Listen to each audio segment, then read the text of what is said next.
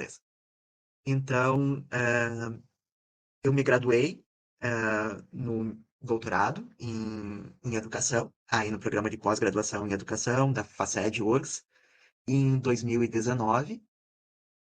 Bom, a emissão do diploma foi em 2020, mas eu finalizei e defendi a tese em ah, 2019. Maria Beatriz estava lá, Célia estava lá, outros colegas que estão aí na sala hoje estavam lá também. Ah, Antes disso, eu tinha já feito o mestrado, também no mesmo programa, e durante o mestrado e início do doutorado, eu fui aluno de uma linha de pesquisa que se chamava, então, Universidade de Teoria e Prática, e durante o doutorado ela acabou dando lugar à Educação, Culturas e Humanidades, e os meus temas de pesquisa sempre girando em torno da educação superior.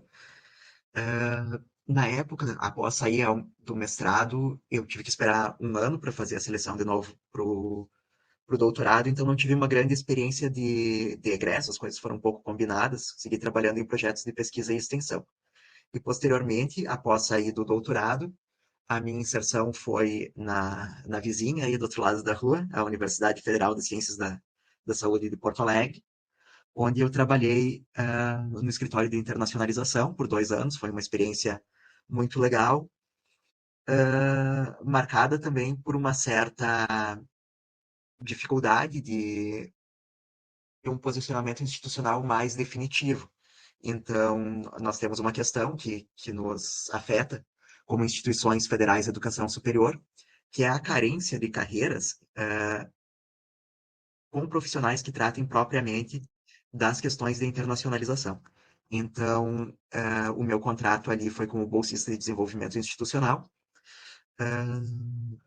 Então, atualmente existe uma greve tentando atualizar as carreiras dos servidores, né? Seria muito interessante se essa também fosse uma oportunidade para discutir as carreiras que estão ausentes, tendo em vista as necessidades atuais da universidade, né? Aí passando por uma série de técnicas, tecnologias e áreas de atuação.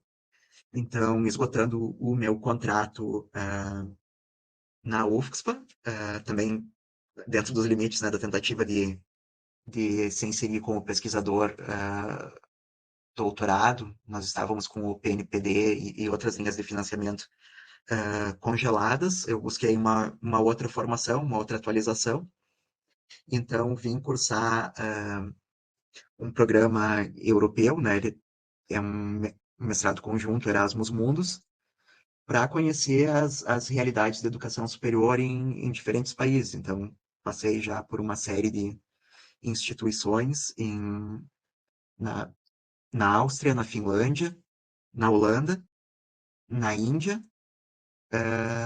e agora na Hungria. Acho que era isso.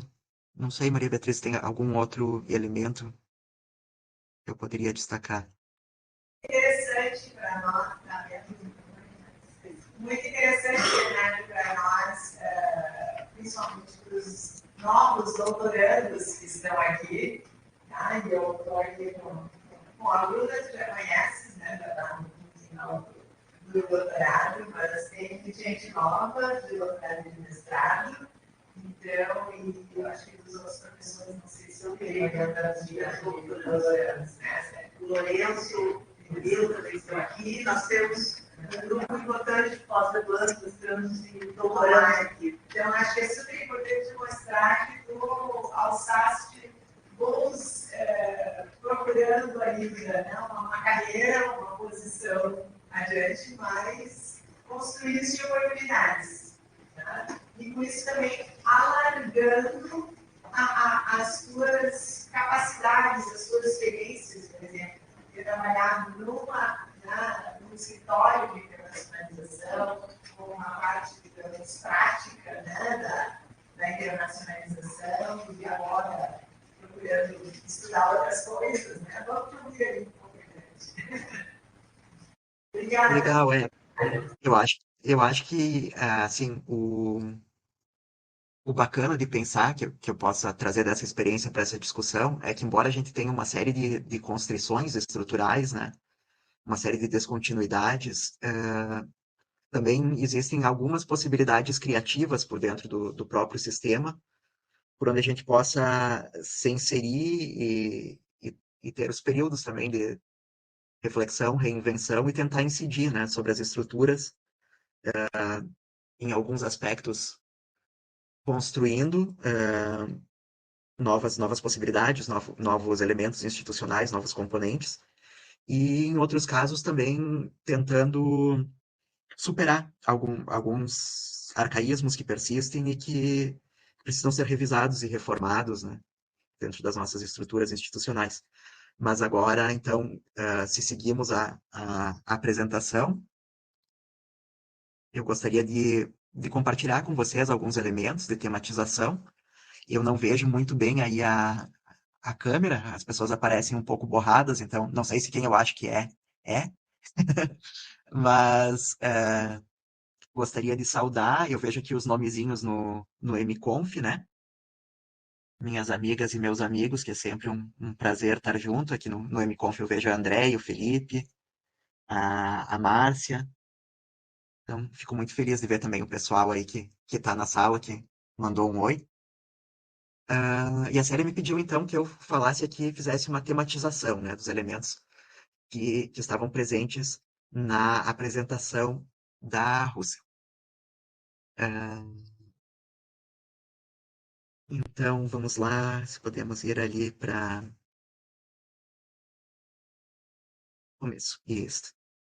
Então, eu busquei trazer aqui alguns temas, também considerando o que foi falado na sessão anterior, e depois a gente pode conversar mais, seguir conversando mais para além desta sessão. Então, se vamos lá para o slide seguinte.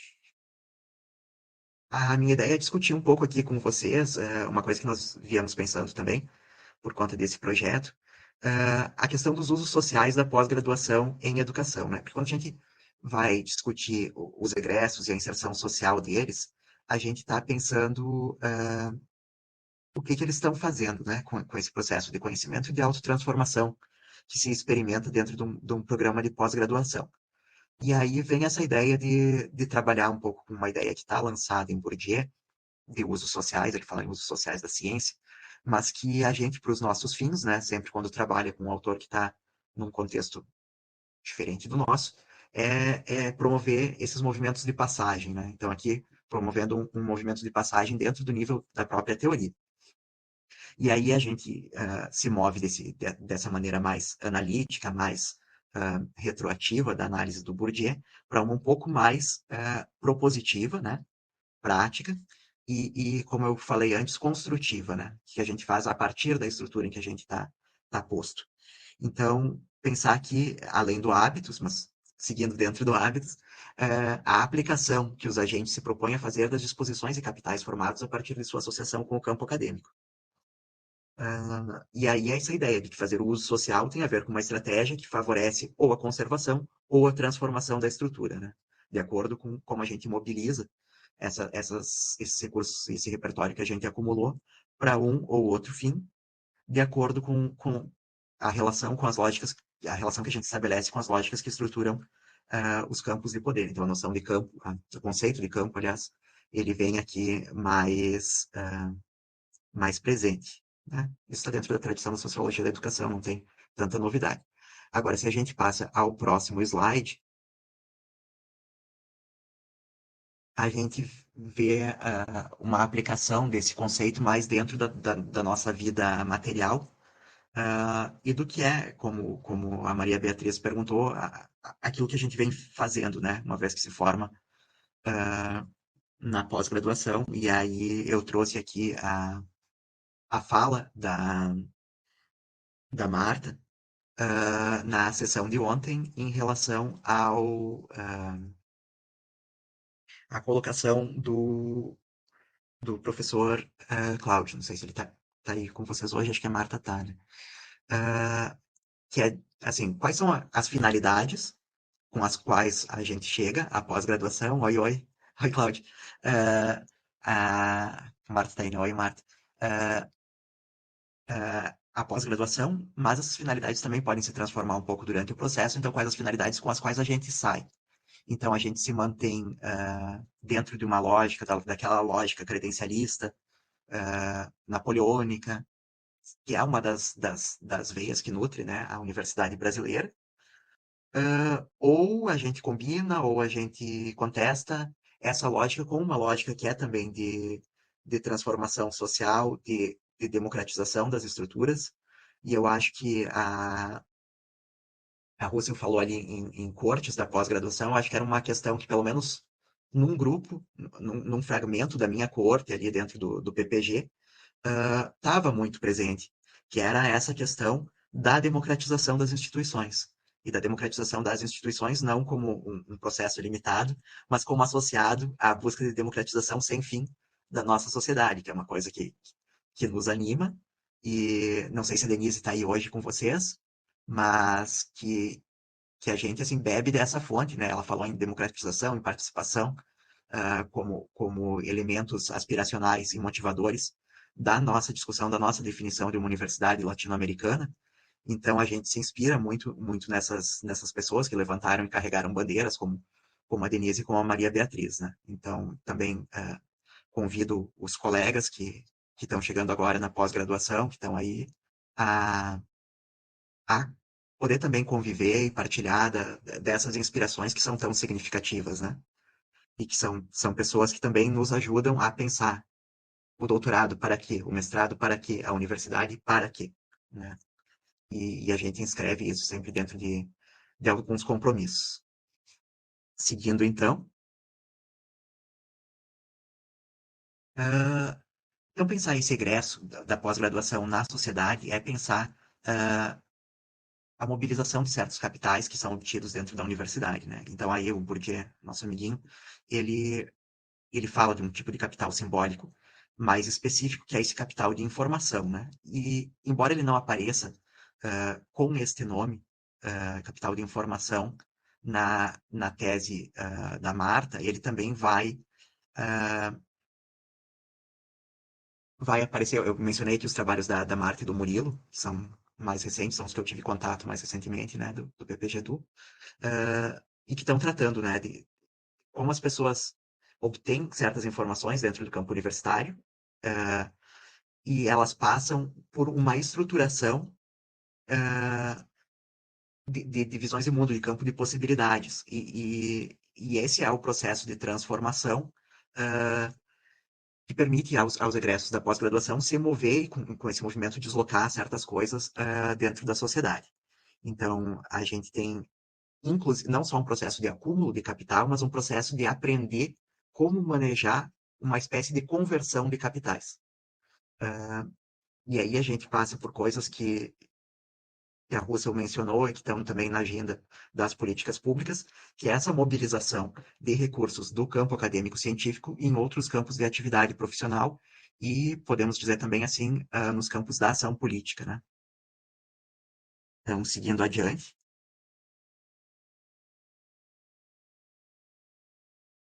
esse processo de constituição desses capitais, ele vai passar por um outro processo que está dentro do projeto também, que é a socialização acadêmica.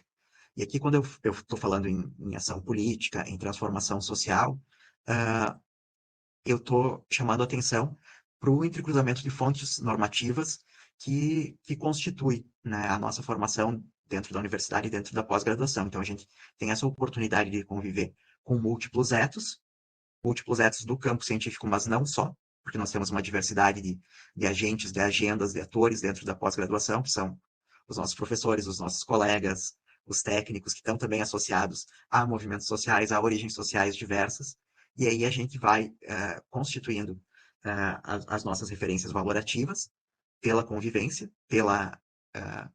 também pelo diálogo com a teoria, pela prática nos campos de atuação, e vai suspendendo ou rompendo com as doxas que a gente traz da nossa criação, do nosso cotidiano, e também pela forma como a gente se posiciona, convidando as pessoas que estão ao nosso redor, nos diferentes círculos pelos quais a gente transita, a romper com as suas próprias doxas. E, certamente, a romper com a doxa, que também é uma doxa, né?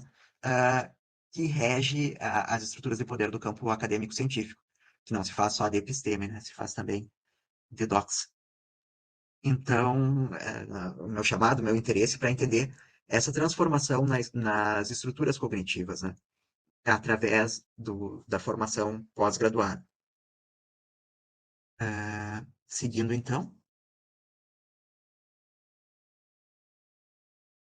do ponto de vista, então, dessa inserção e da carga política que ela pode ter, eu trago aqui algumas possibilidades de entendimento a partir da teoria que a gente vem produzindo também. Isso aqui é de um artigo que produzimos a Célia, Denise e eu, um tempinho atrás, para a gente pensar as possibilidades de inserção dos egressos, né? Isso aqui a gente derivou de é um construtinho teórico que a gente elaborou a partir de anos de pesquisa com pesquisadores de referência no campo de educação, e a gente percebeu que eles atuam produzindo conhecimento a partir de 4 domínios principais de ação. Tá? Então, quando a gente fala em domínio de ação, a gente está pensando onde é que esse pesquisador se situa na relação que ele estabelece de diálogo com diferentes audiências, com diferentes públicos, mas também nos propósitos que ele dá ele ou ela, né? Em geral, na pesquisa em educação são mais elas do que eles, no propósito que devota à produção de conhecimento, onde é que ele está também disputando, ou ela está disputando, a afirmação de certos princípios, de certos valores, mas também do seu próprio espaço, né? Então, a gente vê que existem pesquisadores, vamos pensar aqui também egressos, né? Não só os pesquisadores lá de referência, os pesquisadores com bolsa de produtividade, do CNPq, mas essa é uma dinâmica que também nos percorre como recém-doutores, né? Então, algumas pessoas vão se situar mais dentro de um domínio de ação de produção de conhecimento científico disciplinar, disputando, sobretudo, no campo científico acadêmico e voltado para uma produção de conhecimento científico puro, né? Essa é quase que a ciência normal, né? Depois nós temos também, dentro da área da educação, uma área de conhecimento, produção de conhecimento mais distintamente pedagógica, em que as pessoas vão disputar mais as práticas educacionais, pedagógicas, didáticas, e vão se associar, portanto, a esse campo de aplicação profissional. Então, a gente tem aqui egressos intervindo mais dentro das práticas educativas. Depois nós temos também a área de produção de conhecimento político gestor. E aqui essa é uma área bastante presente, né? Para quem é da minha área, assim, de educação superior, nós temos bastante gente que está atuando, pensando quais são as práticas de gestão, vão estar se inserindo, ocupando espaços de liderança no espaço institucional administrativo e vão estar lidando com capitais científico-políticos e políticos. Então a gente falava ontem, discutia ontem sobre a CRES, né? A CRES é um espaço onde a CRES mais 5, também, onde a gente vê exatamente esse tipo de capital, esse tipo de conhecimento sendo mobilizado. E depois você chamava atenção para a presença na CRES dos movimentos sociais, né? A gente tem também, isso foi uma transformação que eu vivi muito dentro da pós-graduação nesses últimos anos, de valorização desse diálogo, né? Com os movimentos sociais. Então, aqui também tem uma ideia de um quarto domínio de ação que está situado na produção de conhecimento socioeducativo dialógico, disputando, né, as pautas junto à sociedade civil, os movimentos sociais, e lidando com uma agenda mais política. E aí articulando capital social, capital político. Então, esse tema dos domínios de ação é um segundo tema, né? O primeiro tema foi assim, a questão política, ética, situacional, axiológica, praxeológica, do uso social da pós-graduação. O segundo é esse tema dos domínios de ação, que eu trago também para a gente pensar por onde se inserem os egressos e as egressas da pós-graduação em educação no Brasil. Seguimos, então. E eu só trouxe mais alguns detalhes, né, porque a gente também trabalhou outras características dentro dos objetivos de pesquisa e de interlocução com públicos extra-acadêmicos. Isso nos ajuda a pensar as práticas de comunicação que são cultivadas dentro dos PPGs, né, e as práticas de comunicação que, como disse a Russell a partir da literatura, podem não estar sendo captadas dentro dos instrumentos que a gente tem, como o currículo Lattes, mas que podem ser extremamente importantes para a gente entender esse fenômeno de inserção social de egressas e egressos. mas eu não vou entrar nesses detalhes agora, porque levaria muito tempo, claro. Quem quiser depois pode ler o artigo, a gente sempre pode discutir, né? Seguindo adiante, eu queria então tratar agora de um terceiro tema, que são as matrizes, as camadas históricas que nos orientam, né? Então, quando a gente discute a pós-graduação no Brasil, eh, eu falei que a gente tem algumas insuficiências institucionais, que a gente busca reformar algumas questões culturais, e nisso eu estou sempre me referindo ao Florestan Fernandes, né? Como intérprete da educação superior no Brasil. Eu achei importante a gente voltar ao parecer Sucupira, de 65, e quando a gente fala em pós-graduação no Brasil, esse segue sendo o marco doutrinário. Nós temos uma série de documentos que são elaborados dentro do Sistema Nacional de Pós-Graduação, né, dentro da CAPES, e logo em seguida vamos falar do PNPG, que está agora em publicação, discussão e publicação. Mas nós não chegamos a ter uma renovação mais efetiva de um marco doutrinário para o que fazer com a pós-graduação no Brasil, né? Para que ser doutor no Brasil? A gente segue, então, tendo o parecer Sucupira, que foi elaborado lá atrás, né? O Cláudio falou também nesse período dos anos 60. E é sempre bom a gente revisitar estas questões. Então, nós temos um pensamento que coloca as questões no nível do estudante ou do egresso, como agente individual, e nós temos um nível social mais amplo, em que a gente tem valores de investigação científica e de criação cultural. Porém, a gente não. Então, é o micro e o macro, mas a gente não tem o nexo institucional propriamente aí dentro, né? Seguindo,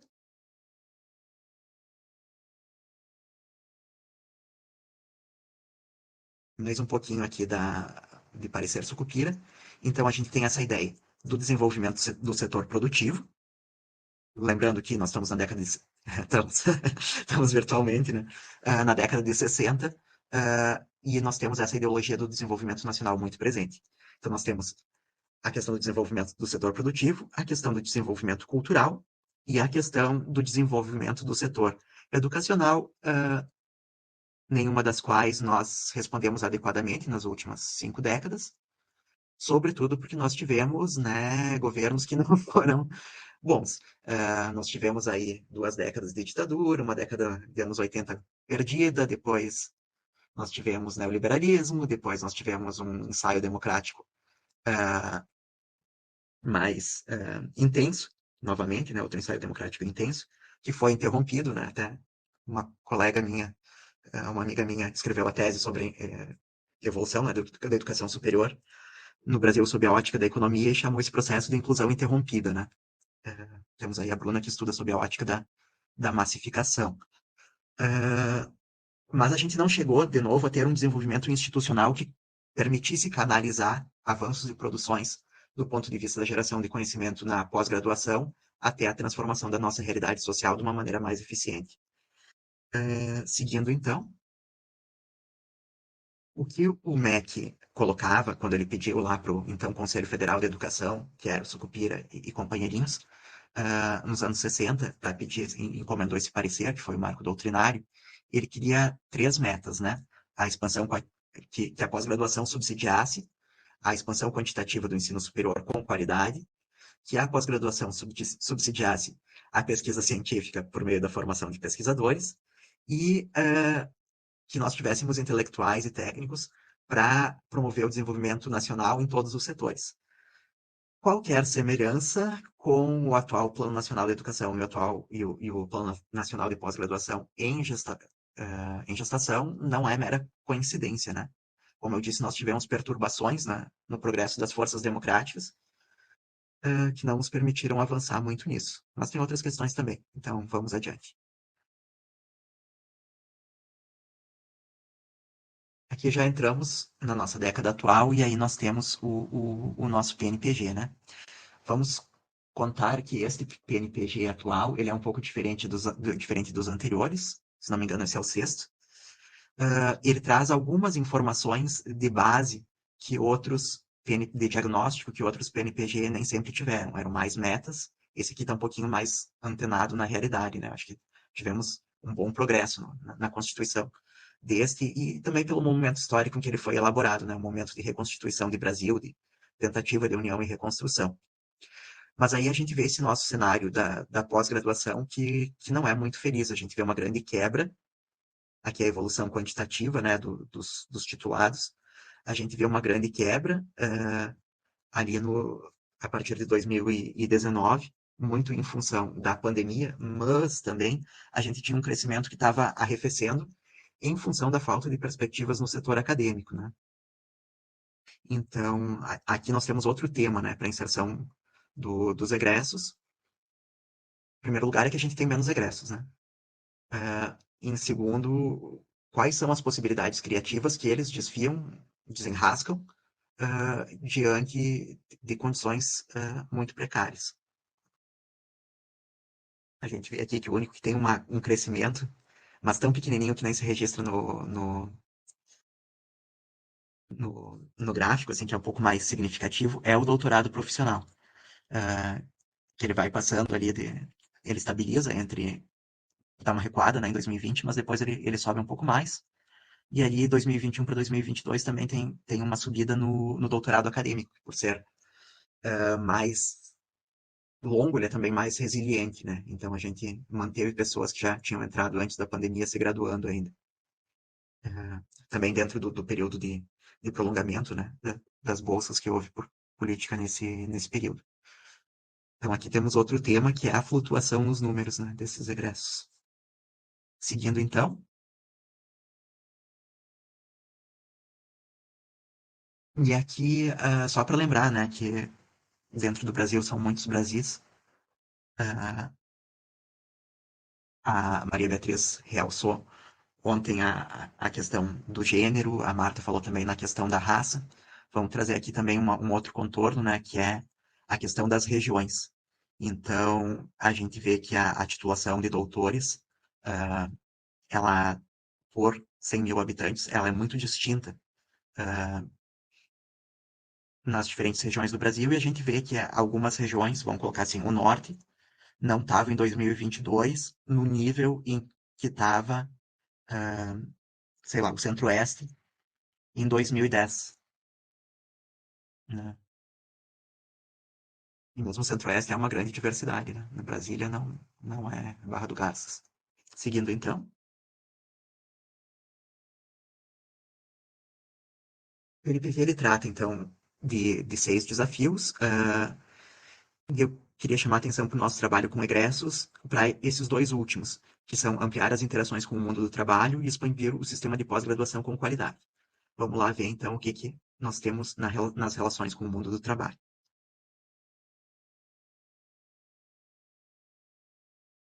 Então, gente, esse aqui é o gráfico matador, né? Se vocês olharem ali, isso aqui é um relatório da CGE, ah, é um estudo Mestres e Doutores no Brasil 2019, e ele vai mostrar aqui a diferença entre as pessoas que são tituladas na pós-graduação e aquelas que alcançam postos de trabalho formal. Então, as bolinhas azuis são os titulados em mestrado. Nós estamos aí numa série temporal de 2009 a 2021. As bolinhas azuis são os titulados no mestrado, as bolinhas verdes os titulados no doutorado. Tá? Vamos falar. E as laranjinhas é mestrado profissional. As barrinhas são as pessoas que alcançaram um emprego formal. Então vocês veem que a distância entre a bolinha e a barrinha é, é o vácuo ou o limbo em que estamos nós que concluímos a pós-graduação e não encontramos um emprego formal, né? Então, se vocês olharem ali essa distância entre o ponto verde, a bolinha verde e a barrinha verde, ali em 2020, 2021, que se amplia, eu tô ali, ó, sem emprego formal, titulado com o doutorado e sem o emprego formal. E, bom, isso é uma parte, né, de uma estrutura maior, que se a gente segue para o próximo slide, o PNPG vai afirmar, ainda nós que temos um título universitário, estamos com chances muito melhores do que as pessoas que não têm título universitário, né? Então, isso está relacionado. De novo, a gente tem todas aquelas questões estruturais que nos perseguem desde os anos 60, entre as quais o desemprego crônico, que está relacionado, né, a um padrão de desenvolvimento dependente. Um colega ontem, fazendo os comentários, lembrava a CEPAL, né? Infelizmente, a gente também perdeu isso ao longo das décadas, caiu de moda a gente discutir que nós vivemos num país subdesenvolvido e dependente e a gente acaba não enfrentando os nossos problemas estruturais, entre os quais, aí está sublinhado, a baixa absorção de titulados no setor produtivo não acadêmico, especialmente na indústria e em ecossistemas de inovação. Isso são trechos do PNPG. Então, os nossos doutores, por exemplo, depois tem os dados também para mestres, eu trouxe doutores só porque é o final da reta, né? Eles vão trabalhar, sobretudo, no setor acadêmico, depois na administração pública, saúde humana e serviços sociais, e depois só 1,3% nas indústrias de transformação. Então, houve todo um esforço, o PNPG lembra isso, né? Durante a década dos 2010, nós tínhamos bolsas para pesquisadores em mestrado e doutorado nas empresas, mas a gente não teve uma resposta do nosso setor produtivo, que alguns aqui aí no Brasil gostam de chamar de OPIB. A gente não teve uma resposta positiva do setor produtivo na absorção dessas pessoas altamente qualificadas no desenvolvimento nacional pela inovação científica e tecnológica. Então, toda aquela expectativa que existia desde os anos 60 lá no Parecer Sucupira, todo esse desejo, ele esbarra, de novo, numa série de limites que nós temos aí de cultura organizacional, de cultura nacional, de perfil dos gestores do setor produtivo, né? De, vamos falar um palavrão aqui de relações de produção, né? De relações de produção no Brasil. Seguindo adiante, uh, temos então o sexto desafio de expandir o sistema de pós-graduação com qualidade, e ele vai se fracionar ali dentro do NPG em alguns temas, né? A avaliação e a internacionalização são dois dos meus temas de coração, mas aqui eu vou falar com vocês mais sobre a relação com a extensão e a relação entre pós-graduação e educação básica, que são os que são mais atinentes ao projeto, né, de trabalho com os egressos.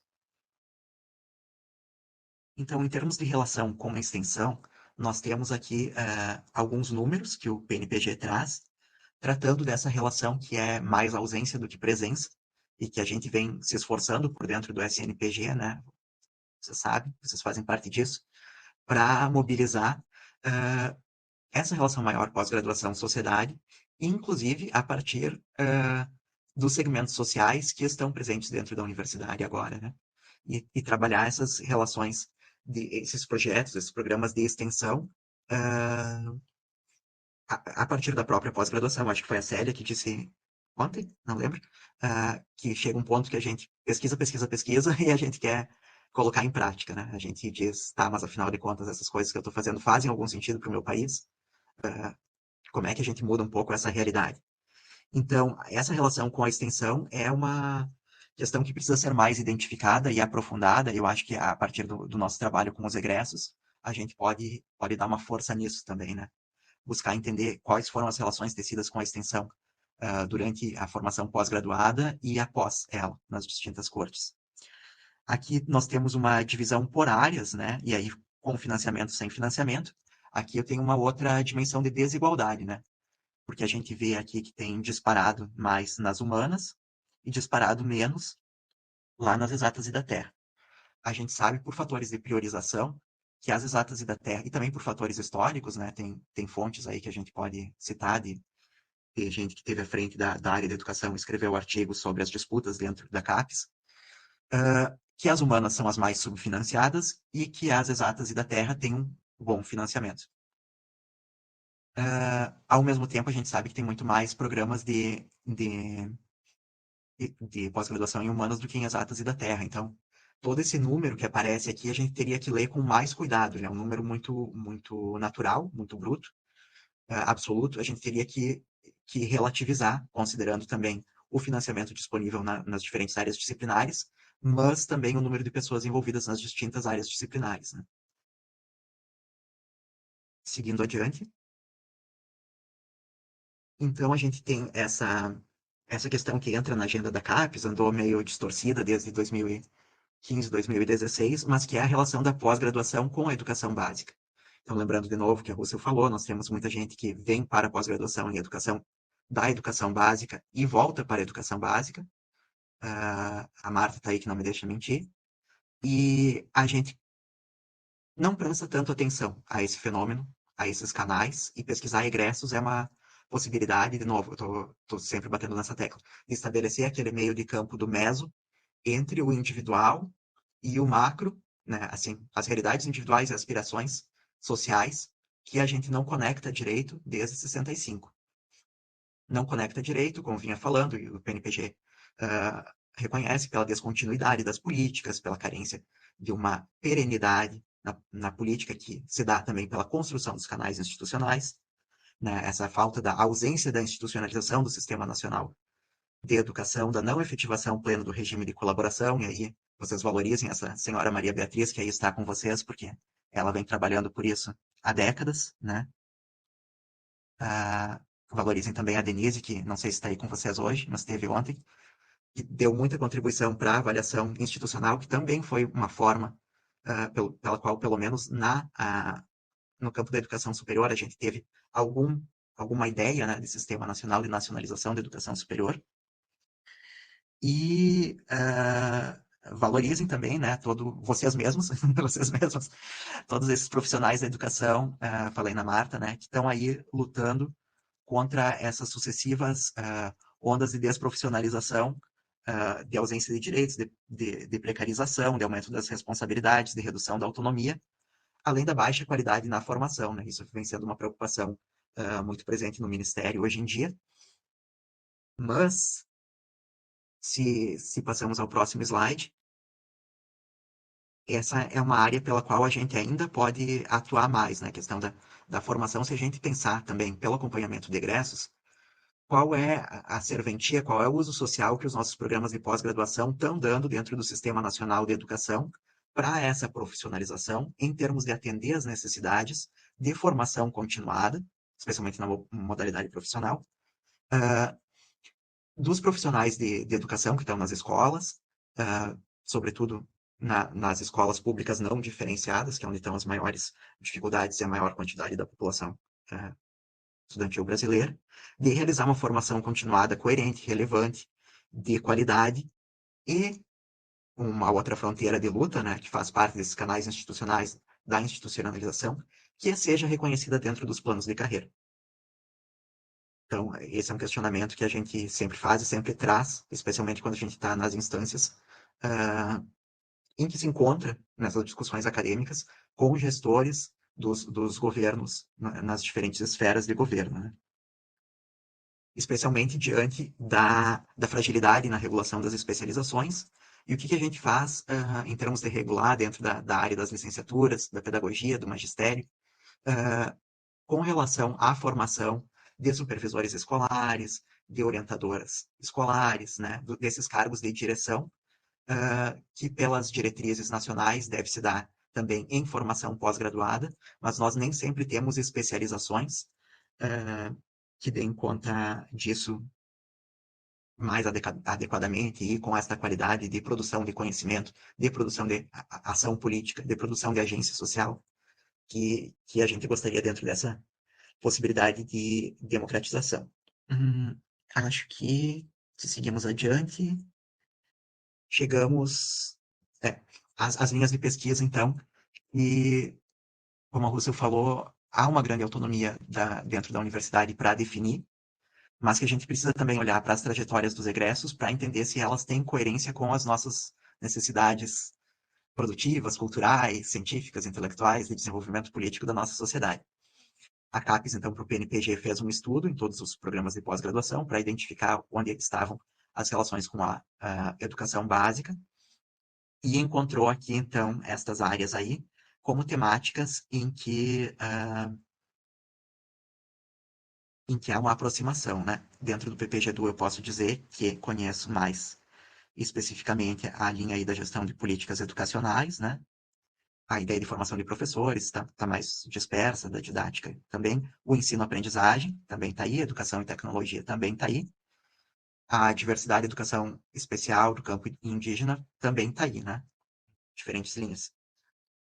Agora, a questão a pensar é se essas linhas de pesquisa, também a avaliar, né, dentro do processo de autoavaliação, se os itinerários formativos propostos dentro das linhas são, de novo, coerentes com as necessidades teórico-práticas dos profissionais no campo.